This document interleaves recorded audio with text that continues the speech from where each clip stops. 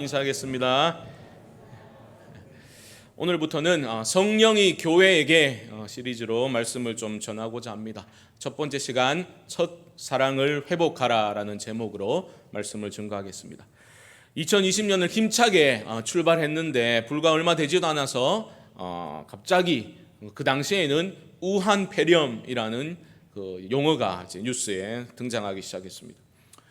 목회를 중국에서 하고 계신 분을 통해서 전해들은 소식은 무섭다라는 것이었습니다. 그 도시는 국제도시였는데 마치 영화 세트장처럼 사람들이 다니지 않는다는, 국제도시인데 그 복잡한 거리에 사람이 한 명도 없다라는 것이었습니다. 위에서 기도하겠습니다라고 그렇게 인사를 남기면서도 그 당시에는 우리의 일로 여겨지지는 않았습니다. 그런데 얼마 지나지 않아서 우리나라에도 감염 환자가 발생하기 시작했죠. 1번 환자, 2번 환자 넘버링이 이루어졌습니다.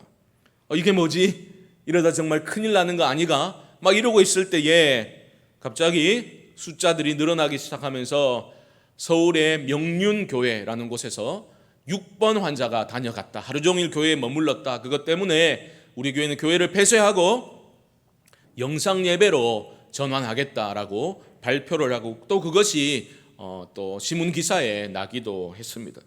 제가 일부러 찾아봤거든요. 예배를 어떻게 드린단 말인가 찾아보니까 목사님이 단상에 올라와서 혼자 찬송하고 혼자 기도하고 혼자 말씀 전하면서 막 울컥울컥 하시더라고요. 순간순간마다. 저도 막 같이 그 영상을 보면서 막 울컥했던 그런 이제 기억이 납니다.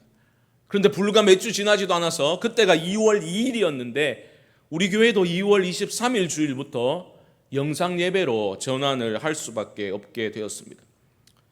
한편으로는 교회의 대사회적인 책임, 또 성도와 시민들의 안전을 위해서 또 공공성의 측면에서는 당연하고 어쩌면 꼭 해야만 되는 결정이었습니다. 그런데 다른 한편으로는 제 안에 그런 생각이 들더라고요. 이런 식으로 예배를 드리면 앞으로 교회 예배의 지형 자체가 바뀌겠구나. 앞으로 예배가 어떻게 될까? 그런 생각, 의문이 들었습니다. 영상 예배로 전환하면서 우리 안에도 여러 가지 생각들이 있을 겁니다. 대구에는 특별히 대구 신천지와 연관해가지고 급속도로 많이 감염이 확산되면서 교회가 굉장히 위축되었죠. 사람들은 교회를 향해서 안 그래도 악감정을 품고 있던 사람들은 막 공격을 하기 시작하는 겁니다. 비난을 하는 겁니다. 우리는 신천지가 아니라고 교회 여러 기관들에서 성명서도 발표하고 또 성도님들 중에 또 댓글 달기 좋아하시는 분들은 신천지는 교회가 아니라고 그는 사이비 이단인데 교회라고 부르지도 마라 그렇게 나름 노력을 했지만 그 거대한 비판의 흐름을 돌려놓을 수는 없었습니다. 벌써 6월 말이 되어버렸죠. 코로나19 19 소동은 여전히 전 세계적으로 진행형으로 있습니다. 이런 시기를 우리 교회는 어떻게 대처해야 될까? 그러한 생각과 고민이 없었다면 거짓말이겠죠. 그래서 얼마 전부터는 신학 저널이나 이런 데 보면 단골 메뉴처럼 이제 올라오는 게 그런 겁니다. 포스트 코로나 시대의 교회의 역할 이런 거죠. 코로나가 지나간 후에 그 이전과는 전혀 다른 신앙생활이 있을 수밖에 없을 것이다라는 것을 모두가 전망을 그렇게 하고 있는 겁니다. 사실 대구 교회 내에서도 어떤 큰 교회에서는 우리가 영상 예배로 전환해야 된다라고 하니까 우리는 전쟁통에도 예배를 멈춘 적이 없는데 그게 무슨 예배냐고 적잖은 저항의 소리도 있었습니다. 하지만 거의 모든 교회가 영상 예배로 전환할 수밖에 없었죠. 영상 예배가 진행되면서 처음에 한두 주는 성도님들이 제게도 문자를 보내주십니다. 목사님 이렇게 예배 드리니까 얼마나 눈물이 나는지 모르겠다고. 우리가 빨리 다시 다 만나서 모여서 예배할 날을 손꼽아 기다리고 있다면서 힘내시라고. 그런데 그 시간이 길어지면서 우리는 또 익숙함에 젖어들게 되었죠. 얼마 전에는 교단 총회 차원에서 예배 회복의 날을 정하고 선포를 했죠. 이제 다 괜찮습니다. 교회가 코로나 청정 지역입니다. 교회가 제일 안전하다고 이제 안심하고 나오셔야 된다고 날까지 정하고 선포하였지만 그 출석은 아직도 회복되고 있지 않습니다. 우리 교회도 마찬가지입니다.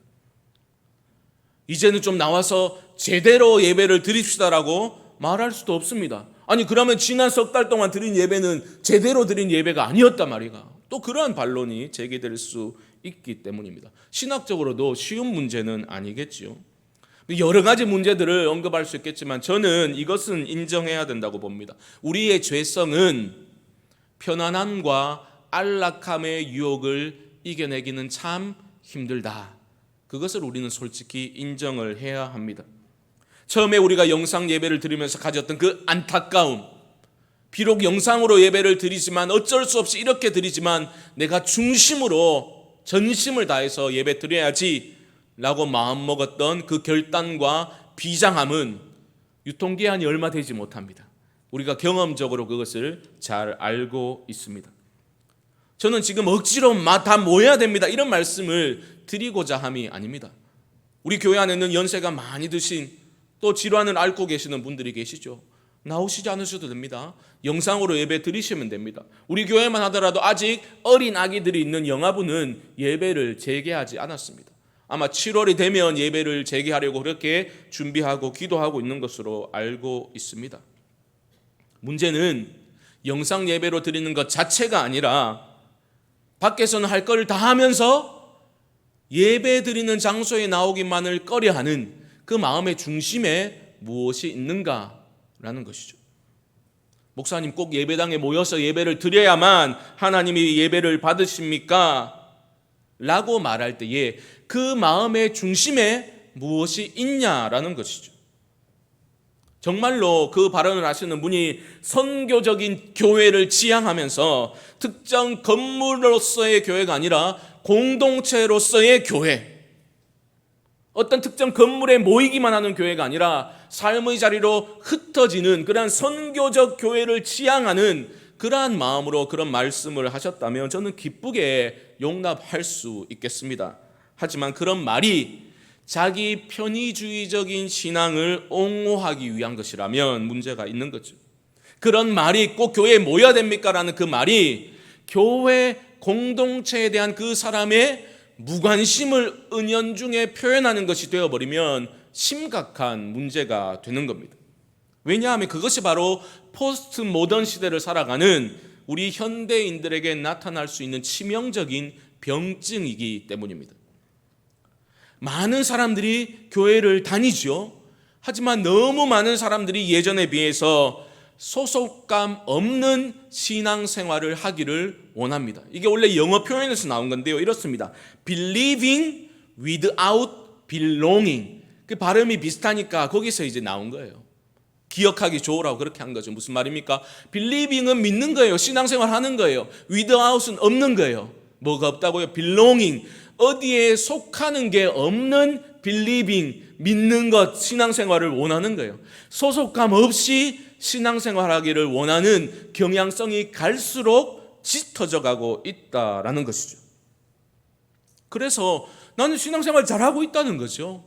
나는 내가 좋아하는 목사님, 또 스마트폰으로 말씀 듣고, 내가 좋아하는 신앙 서적도 읽고, 내가 좋아하는 찬양도 듣고, 나 너무너무 신앙생활 잘하고 있다는 거죠. 내한테 어디에 오라 말라 그런 말 하지 마라라고 말을 하는 겁니다. 내게 좋은 신앙생활을 추구하는 모습이 갈수록 짙어져 가고 있습니다. 이것을 우리는 어떻게 생각해야 됩니까? 아이고 그러면 뭐 은혜 충만하면 좋지 이렇게 받아들여야 합니까? 천만의 말씀입니다. 그것은 우리를 한 몸 공동체로 불러주신 예수 그리스도께서 우리를 한 몸으로 부르시기 위해서 십자가에 달려 죽으신 그 십자가 대속의 은혜를 무시하는, 부인하는 어리석은 선택입니다. 시도해 봤는데, 공동체를 위해서 뭐 해보려고 했는데 실망만 컸을 뿐입니다. 그 또한 비겁한 변명입니다. 주님은 죽으심으로 몸을 이루셨는데 우리는 그 몸을 포기하면 안 되는 거예요.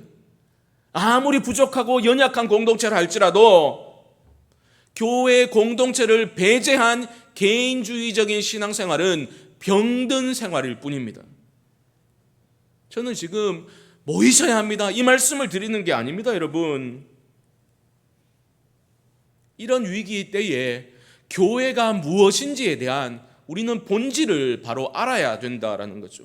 저는 어쩌면 이것이 한국 교회에게 전화위복의 기회가 될지도 모르겠다, 그런 생각을 하게 됩니다.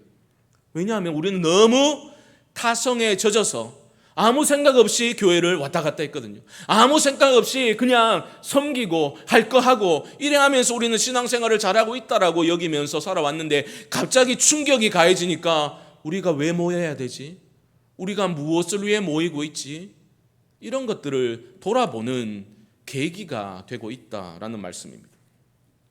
철저한 자기 반성이 우리 안에 일어나야 할 것입니다. 본질을 붙드는 기회로 삼아야 될 것입니다. 그래서 계획에 없던 요한계시록 7교회에게 주신 주님의 말씀을 한번 살펴보고자 하는 겁니다. 이 말씀을 통해서 성령이 교회들에게 주신 그 말씀을 통해서 우리 교회는 본질을 붙들고 있는가? 우리 교회는 지향하는 바가 무엇인가? 우리 교회는 정말 주님이 원하시는 그 길을 걸어가고 있는가?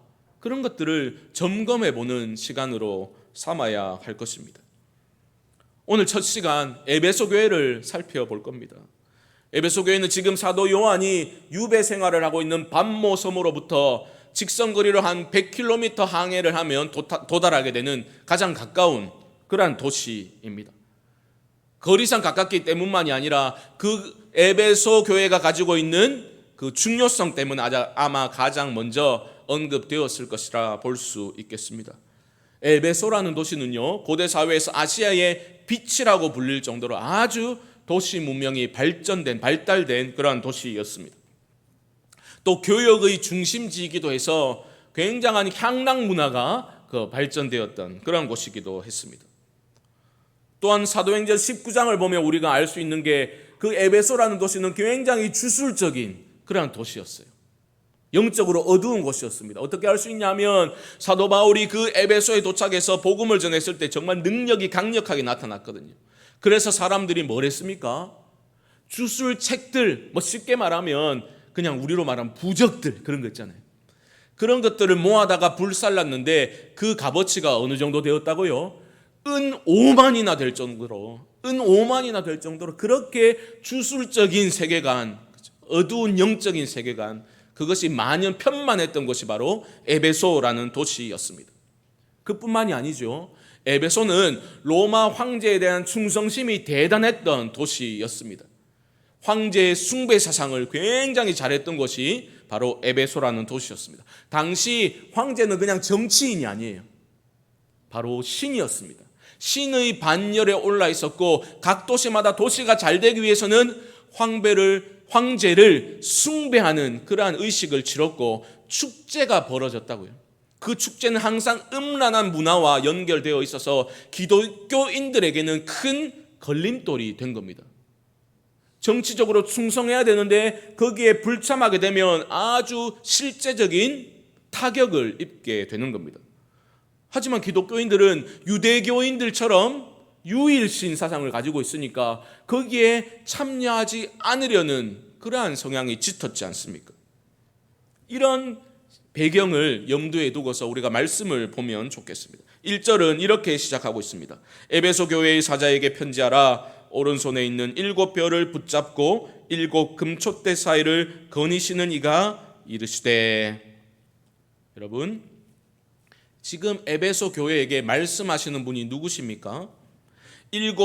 오른손에 있는 7별을 붙잡고 계시는 주님이 교회들에게 말씀하고 계시는 거죠. 저는 여기에 교회의 소망이 있다고 믿습니다. 교회는 주님이 붙잡고 계시기 때문에 희망이 있는 줄 믿습니다. 여러분, 사람을 보지 마세요. 사람을 의지하지 마시기 바랍니다. 교회의 주인은 예수 그리스도 한 분뿐이시고, 그 주님께서 교회를 붙잡고 계시기 때문에, 지켜주시기 때문에 교회는 소망이 있는 줄 믿습니다. 그 주님은 7 금촛대 사이를 거니시는 분이십니다. 이것은 마치 마가복음 11장에 우리 주님께서 예루살렘에 입성하신 후에 가장 먼저 성전으로 달려가셨죠. 그리고 성전의 모든 것을 둘러보셨다. 주님의 꿈은 하나님의 임재가 있는 교회에 있는 겁니다. 교회만이 이 땅의 희망입니다라고 말할 때 그 희망이 왜 가능합니까? 우리가 잘나서 그렇습니까? 우리가 애쓰고 노력해서 그렇습니까? 전혀 그렇지 않습니다. 교회가 이 땅의 희망인 이유는 단 한 가지입니다. 주님이 교회의 주인이시기 때문이요.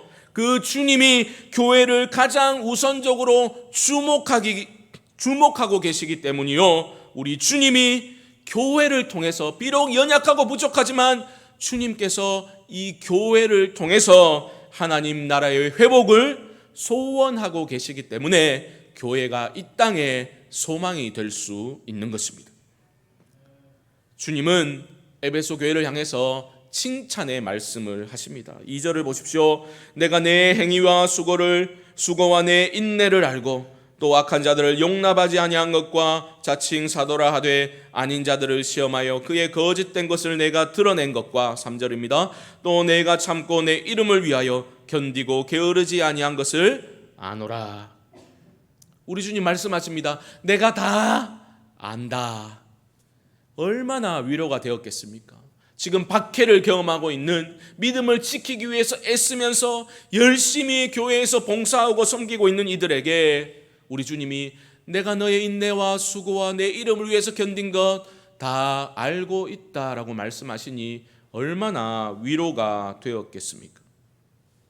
쉬운 상황이 아니지 않습니까? 그 모든 유혹들을 뿌리치고서 그러한 황제 숭배 상상에 동참하지 않게 되면, 축제에 동참하지 않게 되면 어떻게 됩니까? 집단 따돌림을 당하게 되고 박해를 겪을 수도 있는 그런 상황 속에서도 믿음을 지켰다는 이유로 우리 주님은 지금 칭찬을 하고 계신 겁니다. 이렇게 힘들 때에 주님이 내가 다 안다라고 말씀하시면 얼마나 위로가 되겠습니까? 우리는 이러한 신앙의 결기를 좀 본받을 수 있으면 좋겠습니다. 눈앞의 이익을 위해서, 나의 안전과 나의 안락함을 위해서 신앙을, 믿음을 헌신짝처럼 그렇게 버리면 안 되는 겁니다. 주님을 사랑하기 때문에 때로는 견디고 주의 이름을 위하여 핍박과 어려움을 견디는 신앙의 결기가 우리에게 있어야 합니다. 글을 읽다 보니까 저는 한자를 잘 모르지만 풀어져 있으니까 멋진 한시가 한 자락이 생각나더라고요. 매화는 일생 추워도 향기를 팔지 않는다. 벚꽃처럼 화려하진 않아도 벚꽃은 화려하게 폈다가 금세 져버리잖아요. 하지만 이른 봄을 알리는 매화는 지조의 상징 아닙니까? 일평생 추워도 매화는 향기를 팔지 않는다 했는데 우리 교회 안에도 좀 그런 예수의 향기가 나야죠. 교회에 나올 때 그냥 세상의 성공의 냄새를 풀풀 풍기면서 그게 무슨 꼭 잘하는 신앙생활인 것처럼, 복받는 길인 것처럼 그렇게 하는 게 아니라 예수 향기를 어렵더라도 예수의 이름을 위해서 믿음을 지키고 일평생 예수의 향기를 은은히 바랄 수 있는 이들이 우리 안에 많이 세워진다면 그런 교회가 주님께 칭찬받는 교회 아니겠습니까? 에베소 교회는 이러한 외적으로 적대적인 상황 뿐만이 아니라 내적으로도 어려움을 겪었던 것으로 보입니다. 그 내용을 보게 되면 거짓 교사들이 잘못된 가르침으로 교회를 흔들려고 했던 것 같습니다. 그들을 구체적으로 누구인지 밝히고 있지는 않지만 아마 6절에 언급되고 있는 니골라당과 연관이 있을 것이다, 그렇게 학자들은 봅니다. 니골라당에 대해서는 알려진 바가 별로 많진 않아요. 그런데 의견들을 종합해보면 이런 겁니다. 그 당시에 황제 숭배 사상이 아주 만연했으니까 이 니골라당은 그러한 의식과 축제에 참여하는 것과 신앙생활하는 것은 별개의 문제다, 괜찮다라는 신학적인 입장을 보여주었던 것으로 보입니다. 우리가 고린도전서 말씀을 묵상하고 있는데 그 내용을 보더라도 고린도 교회 안에도 그런 비슷한 문제가 있었지 않습니까? 우리는 부활의 주님을 이미 만났고 경험했으니 우리가 세상에서 어떻게 살고 어떻게 동참하고 어떤 고기를 먹든지 별로 중요한 것 아니다라는 입장이 나타나고 있음을 보았지요. 비슷한 겁니다. 그런데 참여해도 돼? 축제에 참석해도 돼, 즐겨도 돼. 그것과 신앙생활은 별개야. 얼마나 매력적으로 들립니까? 지금 예수 믿는 것 때문에 고통당하고 있고 지금 실제적으로 사회 경제적으로 그러한 타격을 받을 수밖에 없는 그런 상황에서 괜찮아, 해도 돼 라고 말하니 얼마나 거기에 유혹이 되었겠습니까? 박해의 문제도 해결될 수 있으니 얼마나 좋았겠습니까? 하지만 에베소 교회 성도들은 거기에 동참하지 않았다는 거죠. 거짓 가르침을 뿌리치고서 믿음을 지켰기 때문에 칭찬을 지금 듣고 있는 것입니다. 칭찬을 듣고 끝났더라면 좋았을 텐데 칭찬이 아니라, 칭찬뿐만이 아니라 에베소 교회는 책망도 듣게 됩니다. 그 책망의 내용이 4절에 나옵니다. 우리 4절 한번 함께 읽어봅니다. 시작. 그러나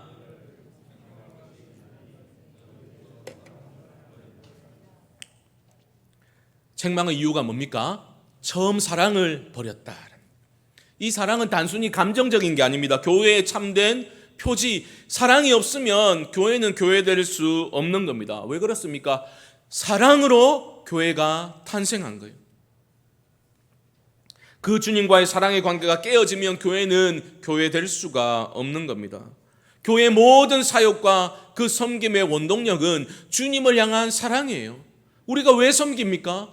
주님이 우리에게 사랑을 보여주셨기 때문에 우리가 그 사랑에 조금이라도 보답하고 싶은 사랑의 마음을 표현하는 게 우리의 섬김과 봉사 아닙니까? 그런데 그게 사라진 거예요. 왜 처음 사랑을 잃어버렸는지, 상실했는지 이유는 모릅니다. 어쩌면 에베소 교회는 긴 싸움 때문에 사랑이 식어졌는지도 모릅니다.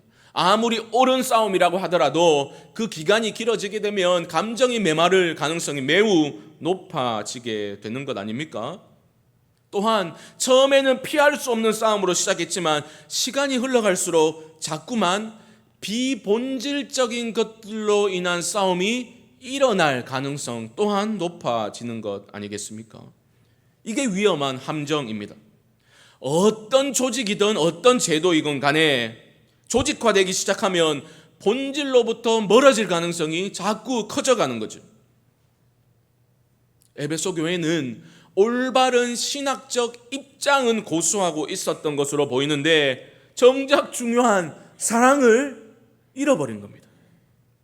이것은 처음 사랑을 회복하라, 너희가 사랑을 버렸다라고 말하는 우리 주님의 책망의 음성은 오늘날 제도화된 모든 교회들이 주목해서 들어야 할, 귀 기울여야 할 그러한 경고의 음성입니다.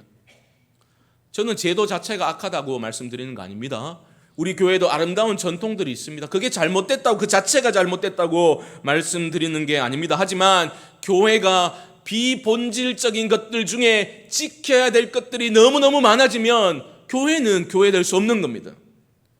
주님의 사랑을 잃어버리고 우리가 지켜야 될 것들이 많아지면 교회는 교회가 아닌 겁니다. 망하는 기업을 보십시오. 창업자 정신이 사라지는 거예요.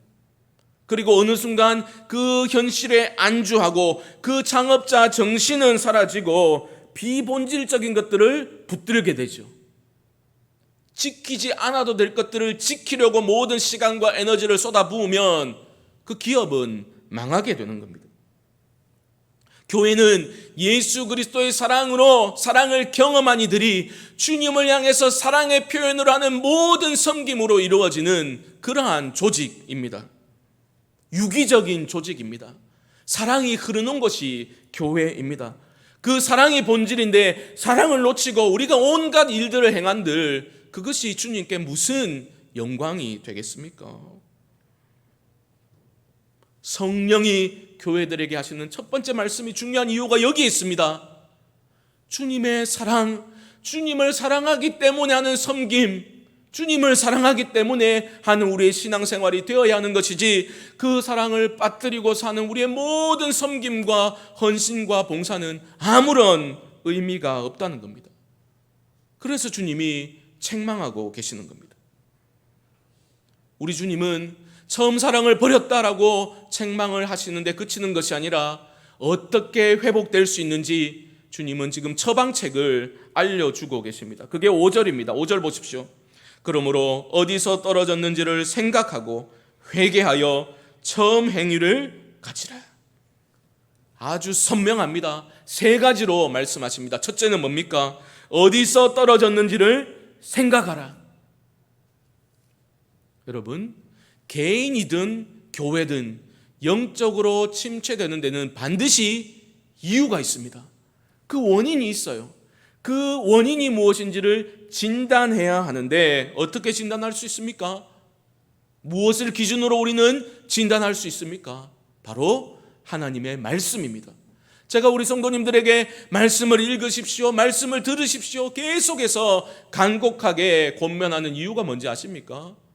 그래야지 여러분 주님과의 사랑의 관계를 유지할 수 있기 때문이요, 그리할 때에 우리가 말씀 앞에 날마다 세울 때에 교회가 교회될 수 있기 때문입니다. 생각하라라는 명령어의 시제는 현재형이에요. 매일매일 그렇게 하라는 겁니다. 반복적인 것을 강조하는 겁니다. 매일매일 하나님의 말씀 앞에 우리는 내 자신을 세워야 하는 겁니다. 그리고 점검해야 하는 겁니다. 혹시 우리들 중에 신앙생활에 힘이 없고 신앙생활에 기쁨이 없는 분들이 계십니까? 교회에 오는 것이 그저 부담스러운 그러한 일이 되어버린 그런 분들이 계십니까? 하나님께 나의 시간을 드리고 물질을 드리고 나의 재능을 드린다는 것이 그저 짐스러운 의무만으로 남아버린 분들이 우리 안에 혹시 계십니까? 다른 방법이 없습니다. 하나님의 말씀 앞에 내 자신을 세워야 합니다. 아프더라도 하나님의 말씀의 빛 가운데 내 자신이 드러나야지만 침체의 원인을 발견할 수 있습니다. 말씀 앞에 내 자신을 세울 때 회복의 길이 열림을 믿습니다. 두 번째로 회개해야 합니다. 회개. 어디서 떨어졌는지를 발견하게 되면 우리는 아이고 잘못됐구나 후회하고 뉘우치는 것이 아니라 그 자리에서 돌이키는 회개가 있어야 합니다. 하나님 우리에게 계속 말씀하시죠. 내게로 돌이키라. 너희가 어찌하여 죽고자 하느냐. 우리 하나님은 우리가 살기를 원하시죠. 돌이키라 말씀하시는 겁니다. 대충 덮어두고서 남겨둔 문제들 반드시 가시와 올무가 되어서 우리를 옥죄고 찌르는 것을 여러분 훗날의 아픔으로 경험하지 마시고 날마다 기쁨으로 주께로 돌이키실 수 있기를 주님의 이름으로 축복합니다. 어디서 떨어진지를 기억하고 회개하여 돌이키게 되면 처음 행위를 회복하게 됩니다. 그게 세 번째 명령입니다. 처음 행위를 가지라. 여러분 보십시오. 우리 주님은 너희들 드러나는 행위 자체가 잘못되었다. 내가 원하는 것은 이런 행위들이다라고 새로운 행위들을 요구하고 계시지 않지요. 처음 행위는 지금 나타나고 있는 행위와 외면적으로는 똑같을 수 있습니다. 똑같은 찬양대 봉사일 수 있고 똑같은 주방 섬김일 수 있고 똑같은 교사로 섬기는 것이 될 수 있는 거죠. 그런데 처음 사랑, 주님을 사랑하는 마음으로 이루어진 일들이 아니니 주님은 그거 아니야. 처음 행위를 가지라 말씀하고 있는 겁니다. 주님을 사랑하는 마음으로 그 모든 일들을 행하라 말씀하고 계신 겁니다. 우리는 착각에서 벗어나야 합니다. 내가 이렇게 열심히 땀 흘려 섬겨가지고 우리 주님의 부족한 점을 내가 좀 메꾸어 드려야지. 큰 오해입니다. 우리 주님은 자신의 부족함을 메꾸기 위해서 우리의 도움이 필요한 분이 아니십니다. 우리 주님은 왜 우리에게 일을 주십니까? 우리를 사랑하기 때문에 일을 주시는 거예요. 그게 우리 주님의 사랑 표현 방식입니다. 주님은 사랑하는 자들에게 그분의 사역에 동참하라고 초청하시는 거예요. 그런데 중요한 핵심은 뭡니까? 우리 안에 주님을 향한 사랑이 있는 거죠. 주님의 사랑을 받고 그 사랑의 표현으로 그 모든 사역에 주님의 초청에 응하게 될 때 우리의 삶과 우리의 섬김은 축제가 되는 거죠. 그런데 만약 그 사랑은 어느 순간 다 사라지고 내가 사랑받는 존재이라는 그 깨달음 없이, 주님과 사랑의 관계 없이 행함과 행위와 일들이 우리 존재보다 앞서게 되면 그 인생은 고역이 되고 마는 거죠. 그러니까 교회 생활이 힘든 겁니다. 주님은 사랑하는 이들에게 할 일을 주십니다.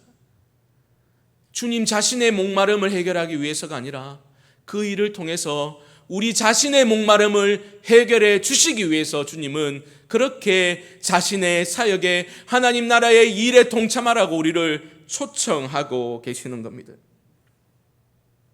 사랑하는 성도 여러분, 첫 번째 시간, 우리 모두는 자기 자신에게 진지하게 질문해 보아야 할 것입니다.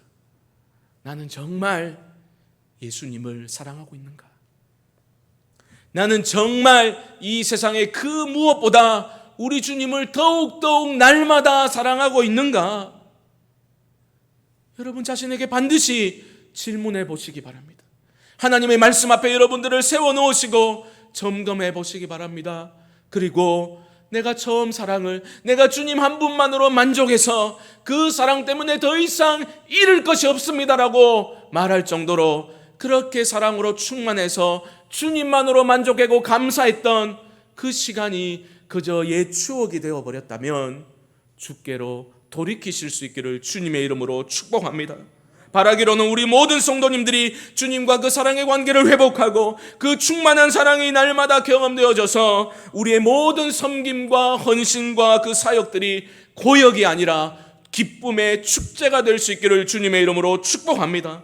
우리 교회도 그렇습니다. 우리 교회도 과거의 영광을 추억하며 그리워하는 것이 아니라 변화를 두려워하면서 현실에 자꾸 안주하려는 교회가 아니라 주님의 첫사랑을 회복하였어.